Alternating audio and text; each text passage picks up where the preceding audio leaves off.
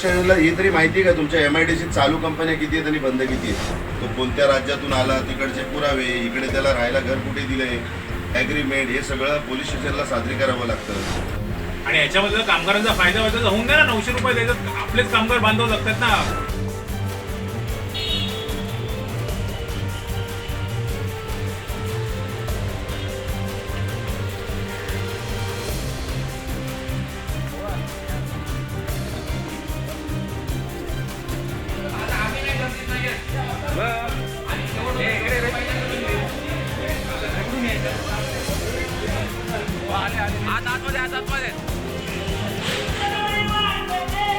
Police स्टेशनला ही तरी माहिती आहे का तुमच्या MIDC चालू कंपन्या किती आहेत आणि बंद किती आहेत? आहे ना तसं. कुठे यादी आहे तुमची? म्हणजे नाही आपण काय करतो, सांगा मला आता. पाण्याच्या ह्याच्याप्रमाणे नाही, मला disconnection आता सांगा म्हणजे तुमचे कोण अधिकारी आहेत. बघा, आम्ही पण काही अभ्यास केल्याशिवाय येत नाही, असेच बसलो ना इकडे. तुमच्या MIDC टोटल आजच्या आणि याच्यामध्ये कामगारांचा फायदा व्हायचा तर होऊन द्या ना. 900 रुपये द्यायचं, आपलेच कामगार बांधव लागतात ना. पाणी कंपनी वापरते आहे, वीज महाराष्ट्र शासनाचं वापरते आणि स्थलांतरित कामगारांना जर कडेवर घेऊन खेळवणार असेल तर मग महाराष्ट्रातील जनतेला काहीतरी करावं लागेल. आणि रायगडमधली जनता तर शिवछत्रपतीचा इतिहास आहे इकडचा. पोलीस व्हेरिफिकेशन नाहीये. तो कोणत्या राज्यातून आला, तिकडचे पुरावे, इकडे त्याला राहायला घर कुठे दिलंय, ॲग्रीमेंट, हे सगळं पोलीस स्टेशनला सादरी करावं लागतं. त्याला नियुक्तीपत्र, ह्या सगळ्या गोष्टीचं काहीच नाही आहे तुमच्या कंपनीत. आज अनेक ठिकाणी सगळ्या ठेकेदार पगाराच्या स्लिप देत नाही आहेत. ESIC कामगार स्वराज्याच्या राजधानीत आपल्याला मराठी पाटी नाही आहे कंपन्यांना. तर हे विसरलेत का मराठी भाषेला, आपल्या संस्कृतीला ती जाग आणून दिली. नदीमध्ये खुलेआम केमिकल सोडलं जातं आहे. त्याच्यानंतर हजारो परप्रांतीय इतर राज्यातले जे कामगार येऊन इकडे फिरतायत, काम करतायत, तर त्यांचं पोलीस स्टेशनला कोणतंही रेकॉर्ड नाही आहेत. त्यांचं पडताळणी जो काय आपल्या PCC असतो, पोलीस व्हेरिफिकेशन, ते नाही आहे. तर अशा अनेक गोष्टी आहेत. कामगारांना इथे पगाराच्या स्लिप मिळत नाहीत. एखाद्या कंपनीने 800 रुपये रोज दिला कामगारांना, तर ह्या MIDC जे कोण ठेकेदार आहेत ते टोळ्या करून जातात, त्या कंपनीला दादागिरी करतात, कंपनीच्या गेटवर आंदोलनं करतात. म्हणजे या कंपनीत ॲक्च्युली चाललंय काय? पहिलं आपण ऐकायचो की UP बिहारला दादागिरी चालते किंवा तिकडे कोणता कायदा नाही आहे.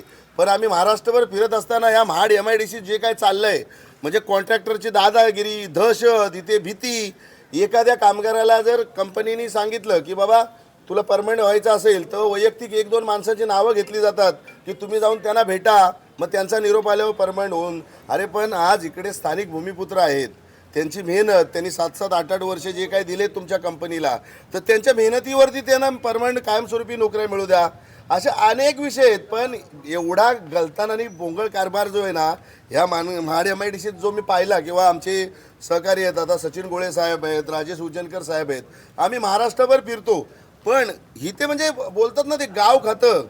मला कळतच नाही की यांना सरकारी नोकरी किंवा ह्या MIDC प्राधिकरणावरती ह्या जे वरिष्ठ कोण आता आहेत त्यांना माहीतच नाही आहे. ते ॲक्च्युली कोणाच्या बोलण्यावरती काम करतायत का खरोखर त्यांना कायदा माहिती असून सुद्धा झोपल्याचं सोंग करतायत?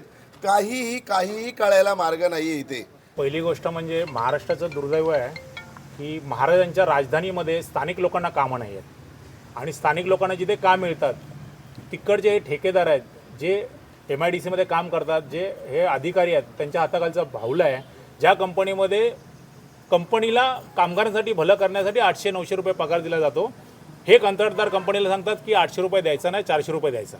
म्हणजे हे कंत्राटदार कामगारांचं भलं होण्यासाठी काम करतात की स्वतःच्या घरची पोळी बांधण्यासाठी काम करतात हे पहिलं कळत नाही. आणि ह्या ठराविक कंत्राटदारांना इकडचे ठराविक लोक, राजकीय लोक चालवतात. हे पहिलं दुर्दैव आहे की महाराष्ट्रातील कामगारांचं भलं झालं तर महाराष्ट्र पुढे होईल. दुसरी गोष्ट, MIDCमध्ये जेवढ्या कंपन्या आहेत, इकडच्या गावाल्यांनी ठराव पास केला आहे की बाबा परप्रांतांना राहायला घरं द्यायची नाहीत, म्हणून MIDCमध्येच घरं बांधली जातात.